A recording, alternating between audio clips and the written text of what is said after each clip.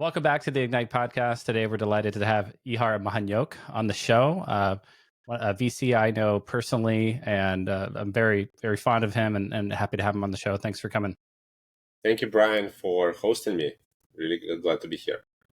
Yeah, thanks for coming on. So, would love to get an intro about you for the audience and kind of who you are, where you're coming from, and where you're going.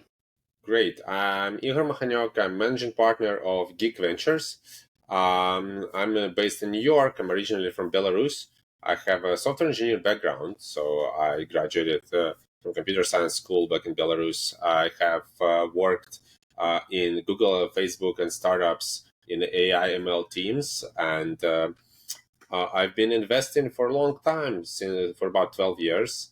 Did a couple hundred investments. 5 startups went from seed to unicorn, including Instacart. Did a bunch of exits, more than a dozen. And at Geek Ventures, we invest in immigrant founders at early stage. Now, that's an amazing thesis, and I love this. And I honestly, I wish I had this thesis before you. And there's at least one other venture firm I know of, One Way VC. You can still have it, right? So I can still have it. I'll just go do it. I'll start another fund called the Immigrant Founder Team Ignite Fund. But yeah, tell me about the genesis of that idea and where that came from. I mean, obviously, you come from, you are an immigrant Yes. engineer, founder. But yeah, tell us more. So I moved to the US about 10 years ago, around the same time as I started investing. And of course, I didn't start investing just in immigrant founders as an angel. I invested in great founders that I came across. And when I was about to start Geek Ventures, I was thinking, okay, so what do I start my firm around? Like, what is the idea? What's the thesis I could think of? And I was like digging through my track record at that time, so which is like more than 100 companies by that time, bunch of exits, a bunch of unicorns. And I was trying to find what is the unifying theme in my track record and what really, it's always every single company that I invested in excited me.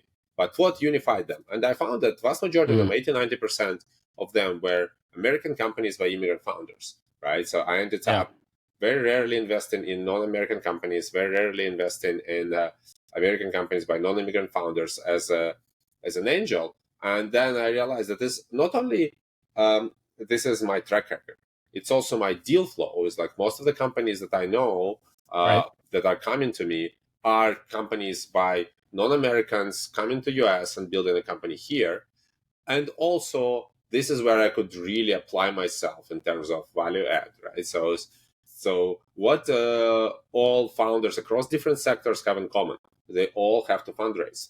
So what do immigrants have in common? They don't have a network, right? So they come to a new country, they trying to raise, they're trying to connect with people. They don't have an in often, right? So they also find it difficult from cultural adaptation perspective. So I built a whole value add for my firm from perspective of helping immigrants to raise, helping immigrants to learn how to get to the new ecosystem and how to get into it. Like just last week, I was sitting with the founder that just a couple days as he arrived to New York from another country, settling here, doesn't know anybody besides me, and I'm connecting him to different ways to find events, to different networks with other VCs and founders for him to, to find his feet. Yeah. That's amazing. And I'm sure you've looked at statistics. Of course. course. Just generally, the general population, I think, is something like 50% of all founders are immigrant founders. But what about the that's returns? Actually not exactly true. So in US, the immigrant founders are less than 50% of all founders, but founders of unicorn startups are more than 50%, which means that immigrant founders have higher chance of going from founding to unicorn. And there are a lot of reasons why immigrants end up having higher chances to go through the whole journey successfully. They have nothing to lose. They already proven that they can go through adversity, through difficulties, and so on. And I love that point on adversity and grit, right? Because I mean, if you stop and think about it, I mean, giving up your home country and moving to a new country, that's got to be, I mean, right, that alone has to select for a certain type of person. Of course. So tell me more about kind of the origin story for you, like how you got into software development, how you ended up in the US, and what's that Great question, backstory? right? So yeah, so I was lucky that back in Belarus I had access to computer since I was 5 years old. Of course, I used it for gaming first and foremost back in 80s, 90s. But when I was 12, I discovered coding. Thankfully, a bunch of people in my extended family were into computer science. My mom was a software engineer. My cousin was a software engineer, and so my cousin gave me a book to learn Pascal when I was 12, and I was extremely interested to just basically have more control Yeah. and creativity over creating my own mini games. So by the age I was 14, 15, it was obvious to me that coding and programming and the computer science was the most interesting thing for me, right? So like my major Yeah. university was decided pretty much. And then after after school, had an opportunity to move to Switzerland to work at Google, and the rest is where I am. Wow. All right. Okay. So the first stop is another European country, Yeah. and then you worked there for a number of years, and then how'd you end up in the States? So I was working in Google Zurich for 6 years, and after several years in Switzerland, I realized that Switzerland is not my country, right? So from perspective that it's very uh, quiet, it's very comfortable, it's very European, it's very nice, but it has had Hmm. two issues for me. One, it's not very easy to integrate and adapt as an immigrant, right? So you always feel a little bit on the Mm. outside, and I think that's common to pretty much every Yeah, but European the country. culture is a little bit more homogenous, right? Yeah, but Than that's heterogeneous yeah, like the US. Yeah. it's not just Switzerland, but pretty much every European country has this thing, and I really wanted to feel home, and I couldn't feel home in Yeah. Switzerland. And in US, by the way, I feel really at home. I'm an American through and through, so I'm listening to American media, I think and it's a so little on. And easier here to come and get kind of yeah, integrated, right? It's a little easier to just absolutely. yeah. And the second thing that Switzerland, as all many other Western European countries, is way less on hard work and way more on comfort of living, right? So it's like work-life balance Mm.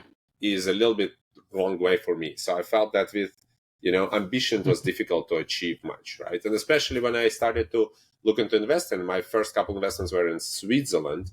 It was so difficult to find really amazing startup founders in Switzerland that would go and be extremely resourceful and extremely hardworking and end up getting to unicorn status. Almost impossible. While in the US, you can first of all you see so many people working hard around you, which gets you to work harder.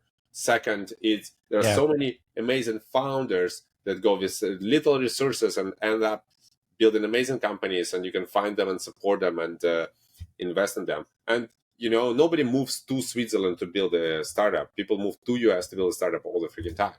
So yeah, all of that together. Yeah, Yeah, that's amazing. I mean, you had a pretty prolific angel investing career. yeah, Talk us through some of those names that you dropped there, like Instacart and PandaDoc and people. And how did yeah. you get introduced to such amazing companies so early on? So yeah, I think that it's one of the things that I tell other angel investors is try to make sure, or especially aspiring or starting angel investors, try to find ways to see a lot of the companies, right? So I was really in the beginning, I was really trying to find those companies, right? They were not like falling into my lap like they would if you go on the angel list syndicate back then. So for example, Panadoc I found through basically Google by searching for interesting startup competitions, and Pandadoc at that time was called Coderoller, just won a small pitching competition online. It was like 2012, and I saw the guys from my home country, from Belarus, who won the competition, so I decided to talk to them. Instacart Hmm. I found also proactively through other um, other investors through Funders Club who I was connected to. So that was a very interesting and fortuitous connection. People AI was already a product of network building because that was another startup Yeah. founder of a founder of company PetCube, who introduced me, who told me, Ihar, you gotta talk to this founder. And that was another thing about immigrant community, because PetCube founder is Ukrainian in the US. And he told me, here, look at another Ukrainian in the US who is a CEO of People AI. You should talk to him, right? So I talked to him, and I think he convinced me in the first 15 minutes that I should invest. Talk us through. I love that first 15-minute soundbite. Talk us through how often do you know within the first 15 or 20 minutes of meeting a founder that you're probably going to invest? Is it pretty much an easy yes for you, or do you have to sometimes kind of squint and kind of dig in? So I think that it's rare. It's extremely rare, and vast majority of investments that I do, it's not a 15-minute thing, right? And especially, so I think there is a big difference. I'm fondly remembering angel investor days sometimes when it was a lot of this was very quick decisions based on intuition, especially in the beginning, because I didn't have anybody to answer to, right? So there were decisions to invest after one meeting. In a fund, of course, the processes are much more robust. I look at significantly more startups, right? So through our fund, we look at about a couple hundred startups a month. And I think I dig deeper in about 10, 20 startups every month. And I really, really dig deeper into them for insight to invest, which results in way fewer like wrong investments than when I was an angel investor. But of course, you still see the amazing founders initially. You just, instead of deciding after one call, you still do a bunch of calls and invest after that. So it's the more founders you see, the higher your bar and higher your skepticism is. This is actually one interesting thing, my own insight, why I never started a venture-backed startup myself, because my standards of the idea became so high that it's like, it's impossible. I could totally relate to that. I had a couple failed to launch startups, and I just wasn't as committed to the idea as some of the founders I meet, or a lot of the founders I meet. And my bar for quality is so high, and I can totally relate to that. So talk us through the fund mechanics. You just announced this. I think it's a $24 million fund. Talk us through like the stage and the sector and the geos. I mean, we know the thesis is immigrant founders, but what else? Yeah. So we announced $23 million fund one. We invested in US only founders that have moved to the US and that are selling or building for the US market. And we specifically, of course, the rest of their team could and should be outside the US. We really like the arbitrage from that perspective. We look at pre-seed and seed companies. We like round sizes from $500,000 to like $3 million. We go across different sectors, but of course it should be very scalable. It should be very clearly high margin, venture backable idea. We don't typically lead, but we can invest in safe rounds. And we invest 200 to 300K shares. So 200 to 300. So, I mean, easy math. I mean, you're going to do, how much are you going to reserve, or how much do you plan to, how many companies do you plan to invest in? About 60% of the fund is the reserves. So we typically expect about 50 companies in the portfolio of the fund, and then about 25 of them will get second checks from us, and probably about 5 to 7 will get a proper concentrated exposure from us, where we will invest more than $1 million in one company. Wow, that's amazing. And for the audience, I mean, you must know that this is quite the accomplishment to raise a $24 million, $23 million fund on your first try. I think it speaks volumes to your thesis, your background, your track record, and who you are as an individual. Maybe you could talk a little bit about your VC lab experience that we both went through, for any aspiring venture capitalists out there who may be considering the program. And we both went through it, but would love to get your perspective. And you had a huge track record with some amazing names. You didn't necessarily need to do an accelerator to launch a venture fund. Talk us through your thought process of entering the program and how your experience went. I love VC Lab. By the way, I was just mentored today for the VC Lab cohort 13 and had fielded a bunch of questions from people who are in the cohort, help them. And hopefully, many of them will go on to be successful VCs. So VC Lab is a free accelerator for those who are trying to start a venture firm. When I joined VC Lab back in 2021, I had a track record. I knew how to invest. I had no idea how to build a VC firm. I wasn't even sure I want to build a VC firm.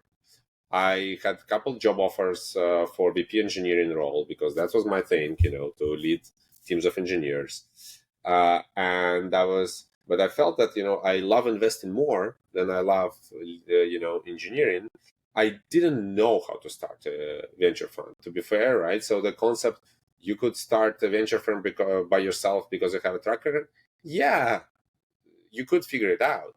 But unlike founding a startup where you see hundreds of books and probably ChatGPT can tell you how to the mechanics of starting a company if you have an idea, right? Clouded in mystery. And before VC Lab came about, it was really some sort of inside game for people who already worked as associates in the fund or partners that grew through the ranks. They know how to do it and they go and start their own funds. For people from the outside like myself who never worked in a VC fund, it was mystery. So VC Lab helped me to package my track record into a proper process. They explained the concept of finding a thesis. They explained how to build a fundraising funnel. They gave me what's most important. They gave me confidence that my track record is worth something. Just to be fair, you telling me that my track record is good. Before I came to VC Lab, I had no idea if my track record is good. Right? So, because I didn't know what's good, right? It's so non-transparent. And I ended up in this position right now when I raised a fund in the most challenging fundraising environment ever. But back in 2021, I didn't know that, right? So, and here's the thing: to anybody who likes investing, even if you don't know that you want to start a VC firm, apply to VC Lab and just try this experience. Maybe you will be like me, and you'll love it, and they will steer you in the right wildly direction. Successful and raise a huge fund. Yeah. What do you think it is like because there's a lot of folks that go through VC Lab that don't raise funds. I mean, something like 95% don't make it through. What do you think are the common characteristics of folks that don't make it through? Is it basically just a lack of track record, lack of network, or I never analyzed combination of that and some other things? I never analyzed it, but I think that several things that you need, all of them, in order to raise a fund. One, you have to have a track record. I believe that, back 2020, 2021, a lot of people with networks without track record could have raised the fund. Not anymore in this fundraising environment. You should have investments that have had some success. Maybe you should have exits, maybe some TVPI, DPI, something like that. Then you should have a network. People with track record that don't know enough people cannot raise money because, to be fair, most of the first-time funds are raised from people that not from family offices, not from fund of funds, not from pension funds, from people you know. If your network is really small, if you don't like, by the way, if you don't like networking and building networks, it's really difficult to raise a fund. Pretty much every successful VC that raised money is a great networker. And third is hustle, right? It's a lot of work. You need to dedicate time.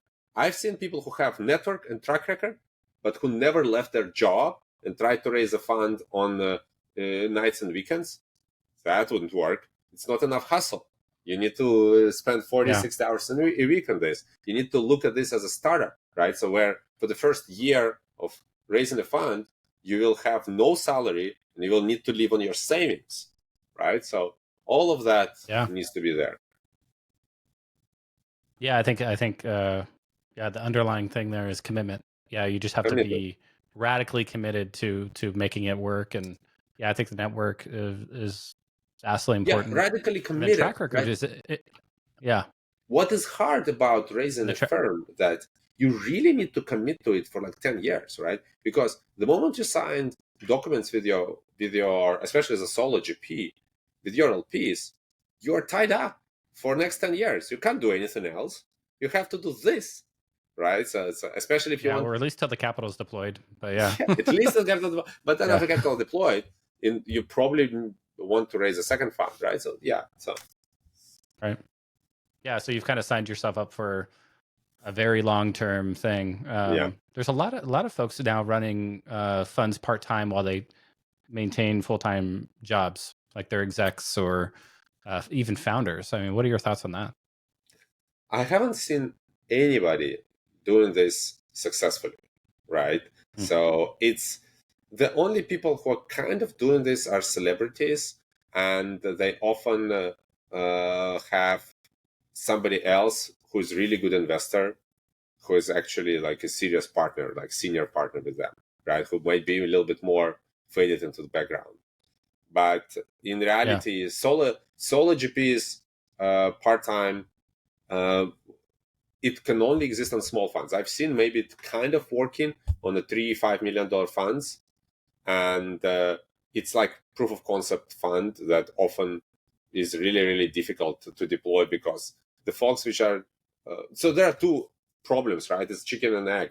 If you are part yeah, time, you cannot spend enough time fundraising, but you also cannot spend enough time analyzing deal flow. So you end right. up on talking with very few companies, and yeah, you'll invest in something, but yeah, it's like I really haven't seen successful solo GPs Yeah, or like non-celebrity GPs having a fund part time and being successful with it. yeah, yeah. I think that's exactly right. There's an old phrase in VC that it takes 10 million to make a VC. Do you agree with that phrase? That 10 million in aphorism? what? 10 No, million in investments. So like 10 no, million to make a dollars worth VC. of Yeah, investments. so no, it's doesn't make sense, and I haven't heard that. So first of all, I personally never invested 10 million. I never had 10 million, right? So my whole investments and my net worth was always significantly smaller, right? So and I've seen a lot of successful VCs that by the time they raise their fund, they have a couple 100,000 to their whole couple net worth, and it's totally fine. It doesn't really matter. You need to have friends who can invest in your fund, yes, and often there is the thing that well-off people hang out with well-off people, yes, but at the same time, Yeah, it's yeah, I don't think you need to have, especially given that a lot of the successful first funds are about $5 to $10 million. You don't need to be rich to raise that much. But there is an opposite thing that if you are able to raise like $100 million fund and deploy it, then probably several years later you will be fairly rich, right? So carry alone yeah. I mean, if you raise $100 million fund and you triple that, yeah, let's just say you do average and do 2 or 3x fund. That's still 20% of 100 or 200 million. That's a lot of money. yeah, exactly. Walk us through how you're looking at a lot of deals every month. Yes. For the founders out there and VCs as well. How do you screen all those deals? First and foremost, the important thing, I hired a team, right? So it's like I didn't start with a team. For the first half a year, it was me and my partner Vadim, that who was part time. It was me full time, him part time. We were looking at all deals. Half a year in, we hired an analyst, and now we have 5 people on the investment team, right? So it's me, Vadim, 2 associates, Svat and Max, and principal Alex. So more eyes really, really helps.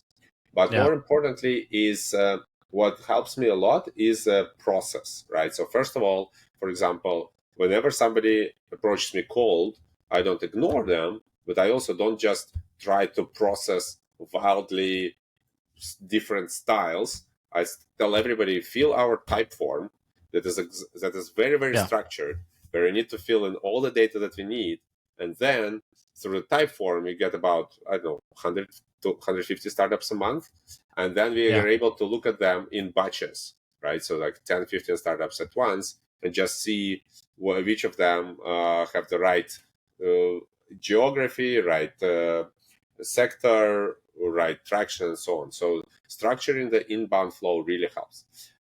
What is also important is for warm inbound, we do really significant screening on where this warm comes from. Like, for example, my highest level of deference is warm inbound from those people who tell me they invested in this company. Yeah. Whenever you or somebody else sends Mhm. me a deal and says, I've invested in this company, I'm Ihar, take a investing. look. You should look. Yeah. Yeah. Yeah, I'm That's looking the at it. most quality signal you can possibly have Yeah, right there.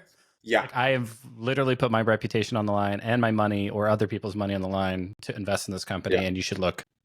And I Yeah. invest at least 5-10 minutes to look through the materials to decide if I want a call. And I probably talk to about half of the companies that I get sent as warm intros. The rest just don't fit the thesis, or there is something off about them.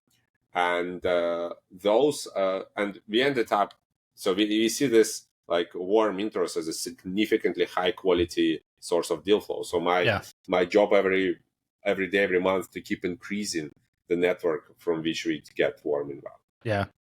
Similar to you, I think I followed the pitch competition demo day strategy years ago when I started my syndicate. And then over time, that turned into deal flow, basically, as you backed founders and met other VCs. And now I'd say the highest quality deal flow comes from people like you, right? Just other VCs that are saying, hey, I invested. You should also take a look. What's on the form? Just out of curiosity. I have a form as well. I'm just curious what you ask on your form. Maybe I can There's a bunch of learn some questions, tips. Yeah. First of all, things that relate to our thesis, right? So, for example, it's very important for us whether you're incorporated, where you're incorporated. Like, for example, we don't want to take a look at a company if it's not incorporated. We are not considering companies that are incorporated not in Delaware, right? Things like that. We are also asking where you're located and where you're from, right? This is to filter for immigrants, right? So it's like we don't we want to understand that you are an immigrant in the US. Then we are asking for your sector, we are asking for traction, and also who invested, right? So what is important is like, do you have any traction? Do you have any investors? To understand the structure of the round. Maybe you already have a round and you only have $500,000 left, but maybe you don't have a round, don't have any investors, right? So it's also a different situation. Right. Yeah, I think that's important. I mean, I'm a small check writer myself, so when I'm looking at investing, I'm making sure like, hey, I'm not writing my small check into a 2-month runway. So this is another important thing, right? So like, no one investor wants to be the last check in the company before it runs out of money.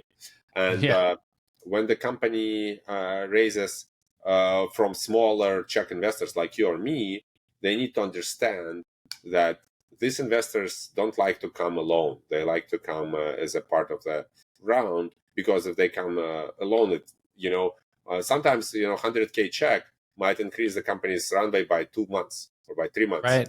Yeah. And then they will run out of money and die. So what's important is that you need to create a round that will give you at least 12, 15 months of runway, so you will actually have meaningful achievements. Yeah. Right before you have to raise again. Yeah. Do you invest pre-revenue or only post-revenue? No, we do from idea stage. Yeah. Really interesting. Okay. Yeah, it's a little different from us because we'll typically only invest when you have revenue, but I think that makes sense for a small check writer, even smaller than yourself, because worst comes to worst, if you have 100K of ARR or 300K of ARR, you can turn down the burn and survive if you need to. Versus if your idea stage, there is nothing to pay the bills.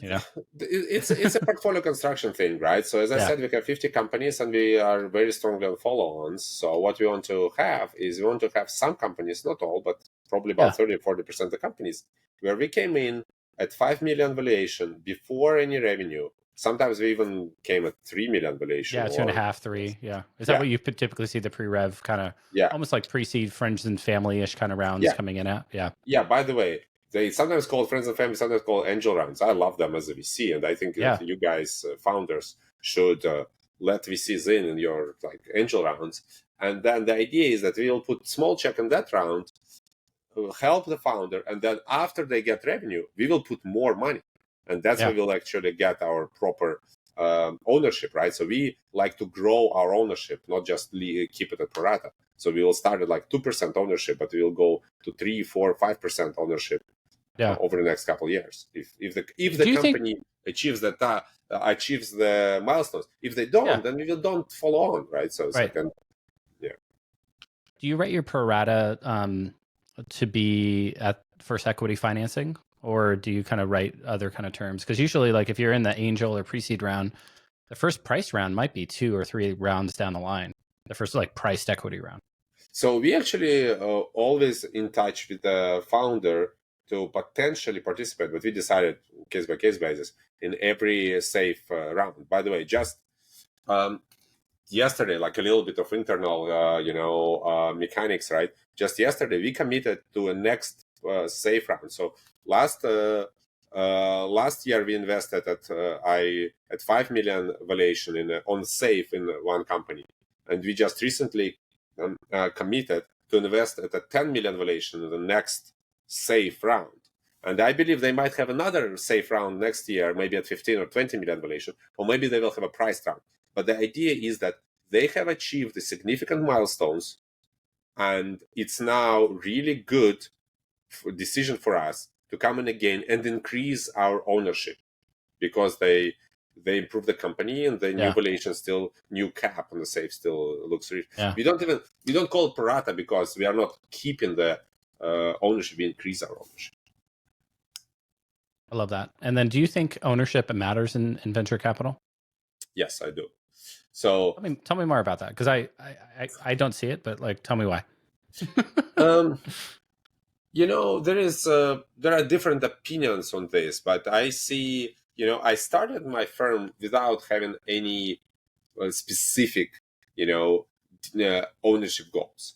It rather felt like, okay, we can start with reasonably similar check size, about 100K, and then invest in a reasonably large number of companies.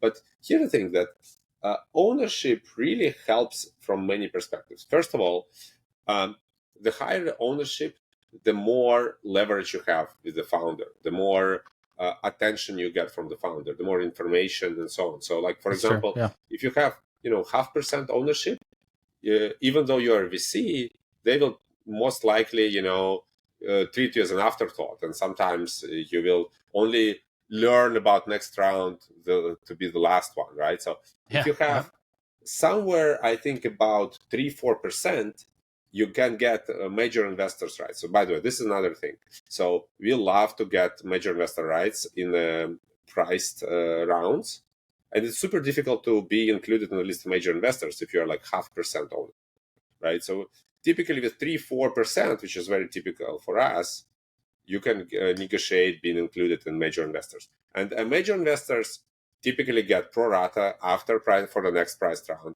Major investors can get the right of first refusal and so on, and all other nice rights that you don't get as a non-major investor.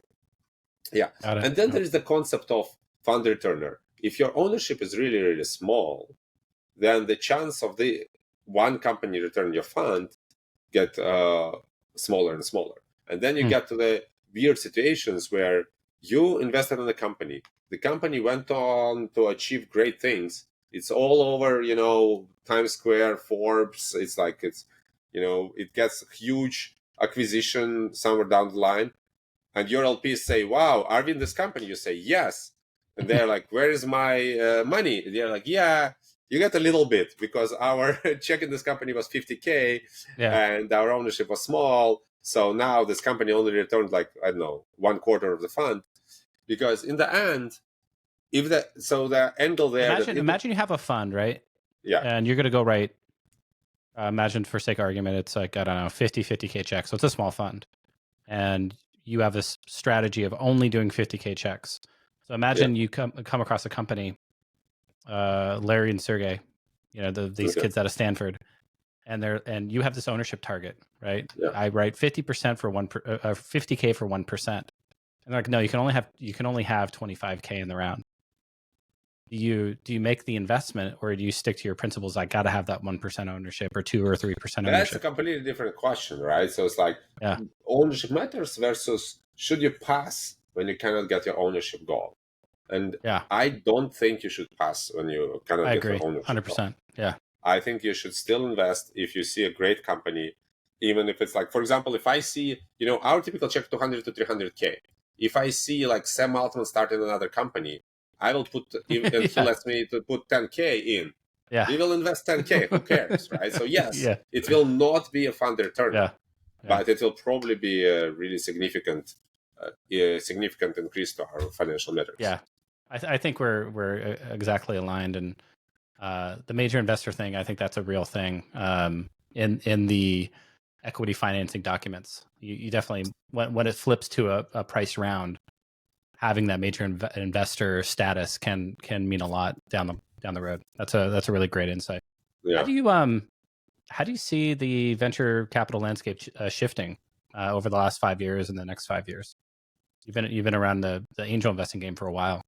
So first of all, it's very obvious that angel investment became much more common, but it also became much more kind of, uh, faceless in a way. There are so many people. So first of all, I'm really, really glad there are many more people that look at startups and decide to invest, and like they put 1,000 here, 5,000 there, 10,000 here. So it's great. It's like it's scores more people, like several orders of magnitude than 10 years ago. The problem is that probably 90% of them never met the founders because they only invested through a syndicate.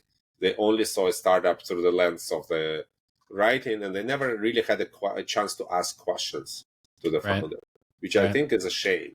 I think that more investors should get out from their computer and out of the just looking at syndicates and actually go meet founders and ask them real questions, right? And basically develop their own frameworks. You know what's funny is, I ran an AngelList syndicate for a really long time, and it's still around. It's not as much of a focus anymore, but I would host these webinars for the open syndicated deals, and I'd get like 2 people to show up out of like 1,500 people. And so it was strange to me that they just wouldn't engage. They'd rather just read the memo, look at the deck, and throw some money at it. Yeah, it's a very similar in a way, like how in craze of stocks 2020, 2021, people would invest in like, crazy high growing stock without having ever read investment materials S1s or like quarterly reports or anything like that, right? So, yeah, it's a attention span thing. But let's not go too deep over there, right? So another thing is about investing.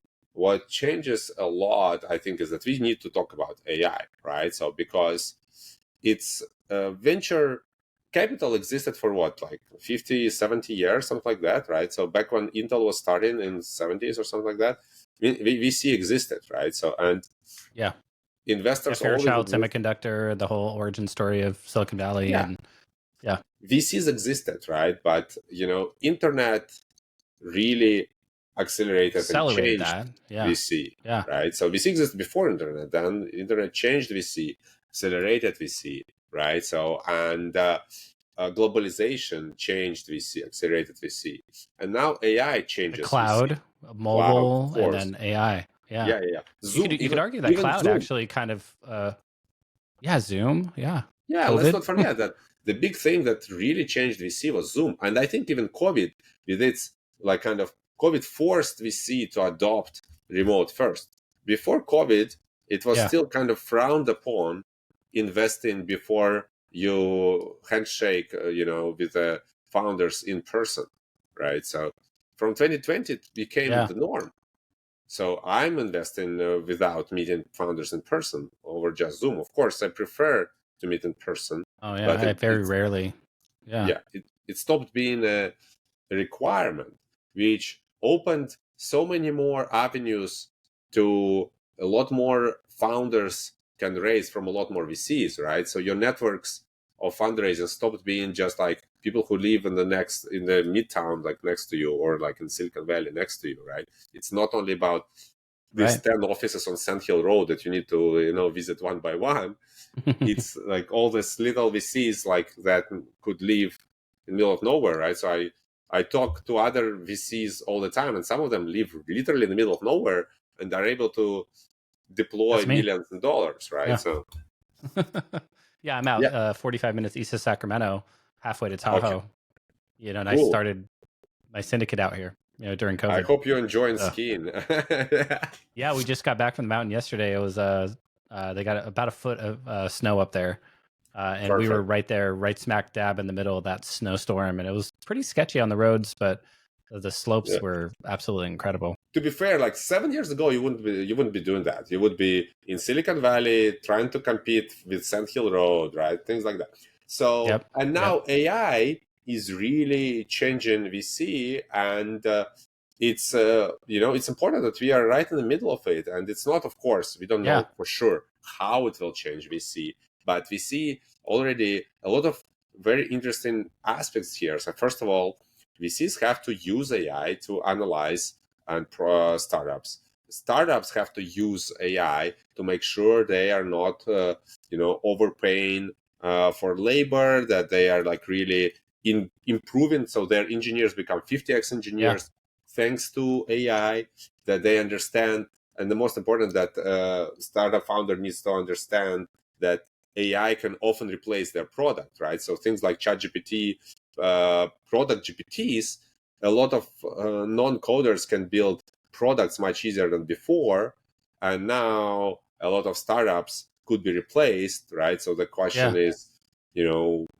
how VCs understand that, right? So, and VCs that could be caught flat-footed by Yeah. investing now in startups that tomorrow will be just replaced, out competed by high school dude Yeah. just writing a Yeah. product GPT, right? So Yeah. I think this what is you're very describing important. is a democratization of startup creation and Yeah, innovation, yeah, yeah, right? yeah. Yeah. So there will be more and more of this value creating companies or enterprises that might not even be companies. It might be, somebody's personal credit card or something, right? That actually provide value, and that steal customers, take away customers from venture-backed startups, right? So it'll be Right. so Yeah.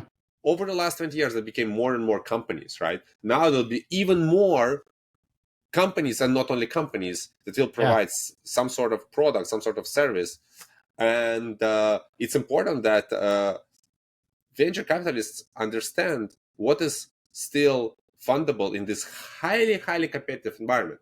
And I still feel that it actually means that winners will still be there. I still Yeah. feel there will be a lot of unicorns. There'll be, right now we have what, six $1 trillion companies. I think in 10 years we'll probably have $50 trillion I love companies. that. So yeah, you think more $1 trillion companies and more unicorns in the future Yes. than fewer. Yeah. I agree But with there'll be that. Yeah. also, orders of magnitude more companies on the bottom, right? So it's like companies that are not even A valued bigger at funnel. all.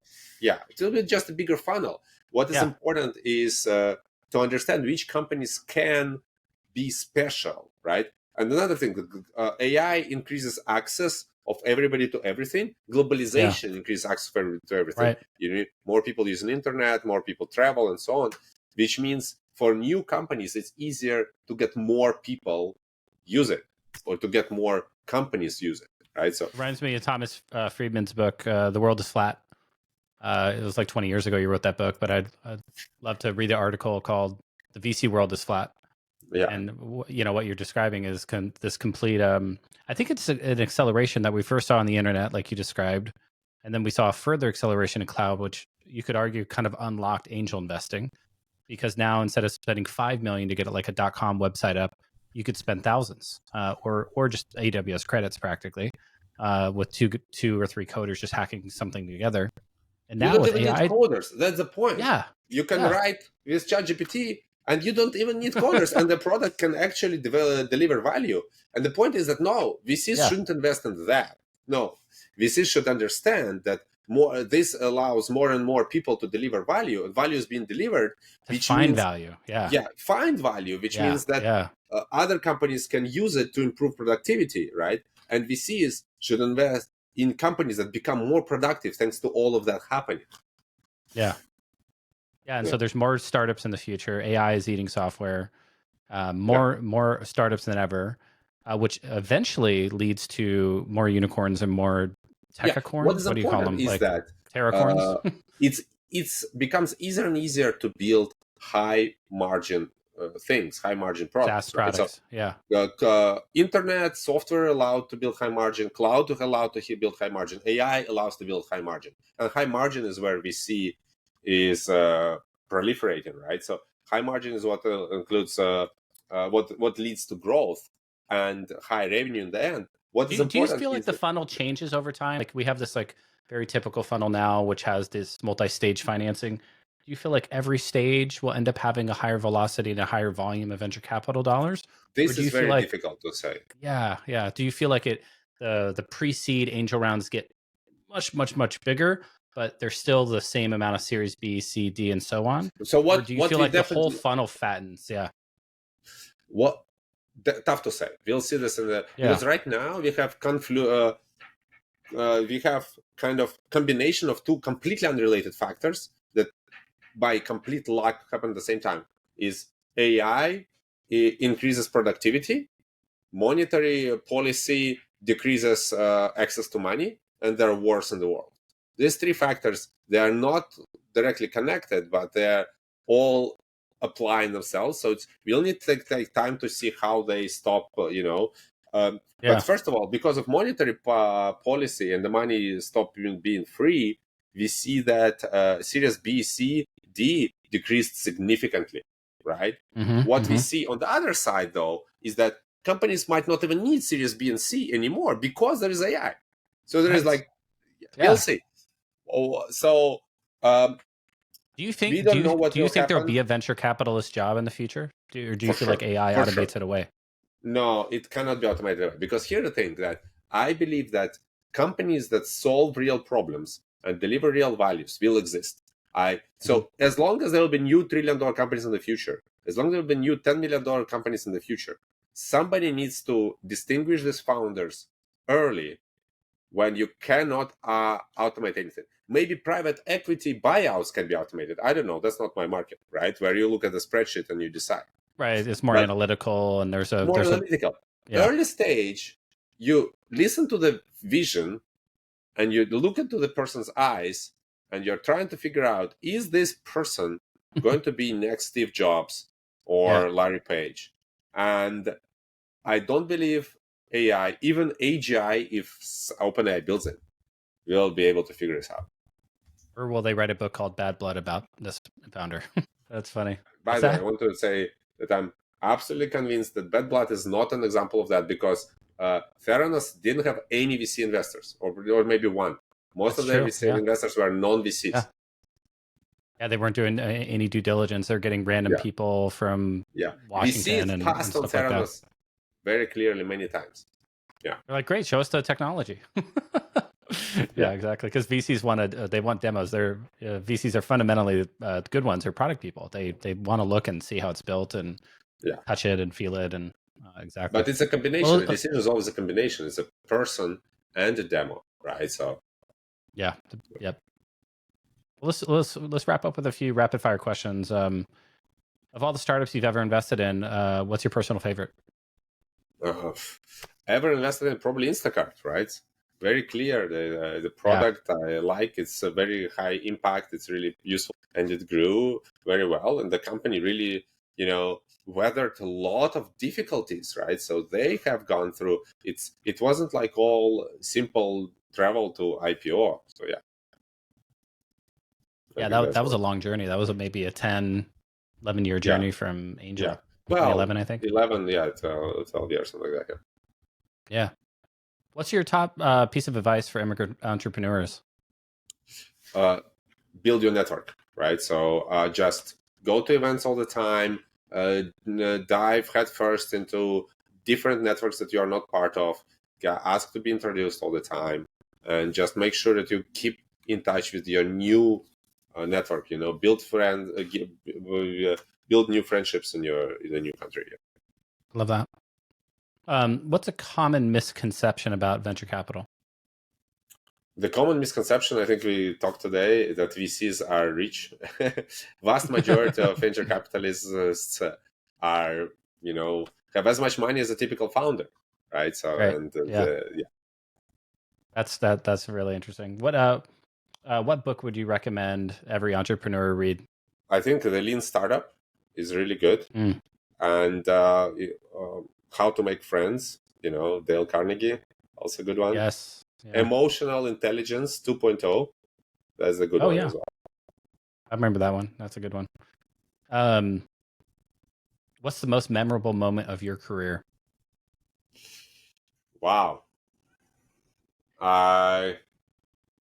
It's probably the day I had the first close of my fund, right? So it's like December 2nd, 2021 was That was the very really, first. That's what. Oh, you closed in 2021. Your yeah, first yeah, the close. first close, yeah, yeah, December Yeah. 2nd, 2021. So Wow. it's 2 years and something since then. Amazing. So that was definitely a milestone. It's a date that I remember really, really well. And Yeah. another one was probably TechCrunch article announcing that we closed the fund. It's August 28th, 2020. That one was much more public, right? So the first close only, Right. closed ones and the Yeah. LPs knew. But the TechCrunch article became, the public thing. So it's something different. Yeah. That's really cool. If you weren't in tech or VC, what profession would you be in?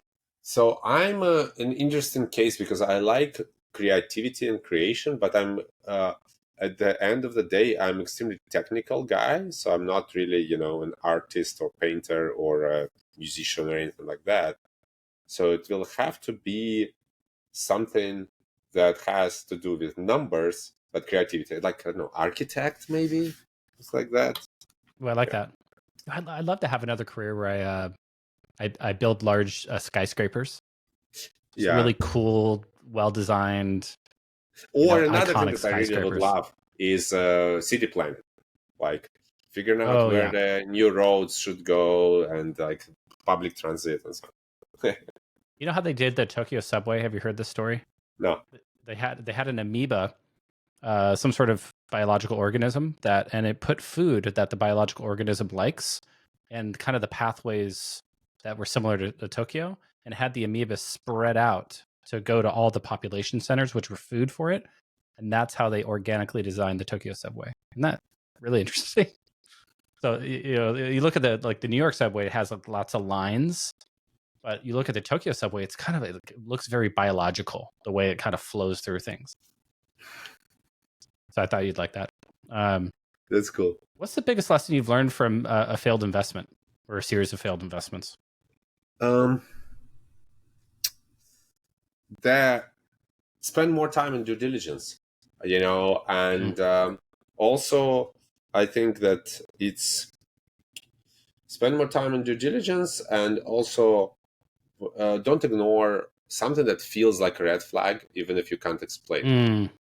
Yeah, that's what I've learned. But I've learned to quickly enter due diligence, and then very very slow to say yes during due diligence, and just kind of spread it out and dig really deep. What are some of the red flags that you've kind of encountered where you're like, I've seen this story before. I know how this movie ends.